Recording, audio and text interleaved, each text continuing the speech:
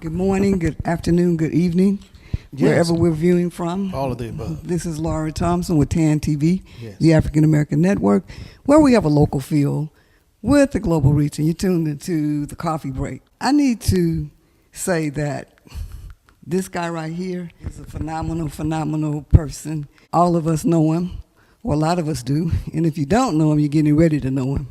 So before we get going with the interview, could you introduce yourself and tell us who you are, what you do, and why you're here in San Antonio? Many of you know me out there because I creep into your house every night. Yeah, I've been doing it for years. I'm a creep. I'm a creeper. You invite me into your living room every single night. I'm Carl Anthony Payne. How you doing? So Carl, he's a really phenomenal actor. I watched Carl for a long time, and I'm sure a lot of you out there viewing have watched him as well. Carl played on Martin. You played on Martin, right? I did. And what was your role on Martin? I was Cole. Hey. Cole Brown. Yeah. Yeah, I remember Cole, right? Yeah. And then on The Cosbys. Yeah, Cockroach. The reason why we're here today is to talk about a role that he's playing in a play here in San Antonio. The King. Yes. What role are you playing in The King? I'm playing Santa Claus. Okay. Yeah, but it's not the traditional Santa Claus as most people would think. Okay. So it's a version of Santa Claus. So what is the Carl Payne version of Santa Claus? Oh, they got to come see. They got to get their tickets and come on out and see. Yeah. I know, and it's December 14th. It's coming December up quick. 14th. It is coming up quick. Yes, you're right. We are weeks out, but this play is phenomenal. It's amazing. It's a great cast. The music is, this definitely should be a Broadway show for sure. Wow. So can you just give us a tidbit of the twist that you put on Santa that's a little bit different from the traditional Santa Claus? Yeah, okay. Well, since you asked. No, you got to come see it. You got to come see it. That's all I'm going to say about it. It's just Danielle has done such a great job of integrating all these wonderful things that go along with Christmas and the spirit of Christmas, what it should be and what the real meaning of what it is. Yeah. It's going to be absolutely phenomenal. I can tell. Yeah. It's The King has been here before, but I think this is a whole new twist, a whole new feel. She's invited like more light-skinned people now, so the cast looks very like, okay, so we got brown, we got light-skinned folks, we got some white folks too. Yeah, sorry. Yeah, I know we got to say it quietly, but we do. We have a nice melting pot. It's going to be actually really amazing, and it's for all ages. It really is something in there for everybody, and it's a fantastic journey. She's done a really good job with this. I'm really happy to be a part of it, and I'm super excited. Yeah, and I'm a snob when it comes to these sort of things. I'm a critic, a harsh critic, but I've worked with Danielle before, and just to see, first of all, a black woman. Doing these things right now and just being able to be on that journey. And this is her calling, right? And she wrote, produced it, directed the music. I'm not going to compare her to somebody else out there doing all those things, but she's doing it. Wow, yes. And there's some phenomenal talent right here in San Antonio, and you just bring the icing on the cake. No, I'm just here to support. I'm the bookend. I'm the person who just lifts it up, just a little bit. But I'm fitting right in. Trust me.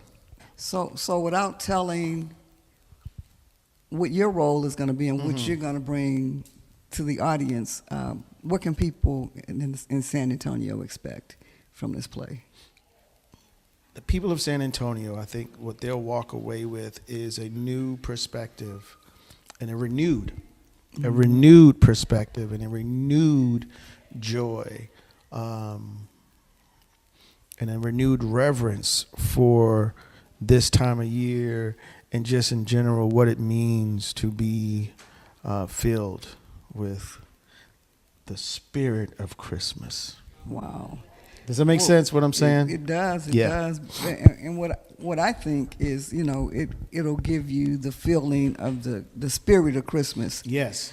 because sometimes we're like, when I walked in, I was like, I wasn't really thinking about Christmas, but when you all started rehearsing and singing, Well, that's what I said. So often people got lost, and it became about the big screen TV and gifts and things of that nature. But I remember growing up, it was my favorite time of year, and I used to love that feeling. And that's what I'm saying. It's going to be a renewed feeling of what that time of year is and what that means to be with family and to hold on to that. Just, yeah. Yep, and we need that right now. I think, Absolutely. in a time like this. So one final question. So you've been on the big stage and the big screen for a long, long time. And so how is this particular position in this play, how is it different from some of the other things that you've done? They're all different. Well, I think because I'm not getting paid for it, so that's a first. We'll start there. I'm being paid in love and in kind, and I'm being paid in accolades, like, oh, great job. No, I would say, how is this one different? I've never done a production about this subject matter. You know what I mean? I've never done from this approach or angle either. You know what I'm saying? What makes this one different from all the other ones that I've may have been a part of is my relationship that I established a while ago with Danielle. She called me, and I said, I'll be there, because I understand what she's trying to do and what the messages she's trying to give, and what her journey is, and so the fact that it's not about money. It's not about, I turned down other things to do this, to be here, and that's because I believe in what she's trying to do. So the difference, I would say, is other things I've done has been about me and what my journey was and what I was trying to do and where I was trying to go and my career and all that. And that's not what this is for me. It's not about me. It's about someone else and what their dream is and what their journey is and how I can lend and how I can be of service. So that's the difference, that I'm here because I'm just lending myself. I'm here because I'm supposed to be here. That's where he told me to be. So I'm supposed to be here. Wow. And play my part in someone else's story. Wow. That's the difference. Well, let's just tell them, what they need to do. Okay, so yeah, what you need to do is you need to get your tickets. I'm going to do what I do. And if you know me and you don't know me, you should, but because you let me in your house every night. I'm going to do what I do, and I'm just bringing a little piece of me to this project that is already a top 10. Yeah. Wow. Yeah. So you can get your tickets at www.daniellegully.com. Yeah. Get your tickets today. And I just found out we got 2 shows. I thought it was only 1 show. But remember, you're doing it for Danielle. Yeah, I got it. Right. So you've been tuned into the Coffee Break on TAN TV, the African American Network, where we have a local feel with the global reach, and we've been here with the phenomenal Carl Payne.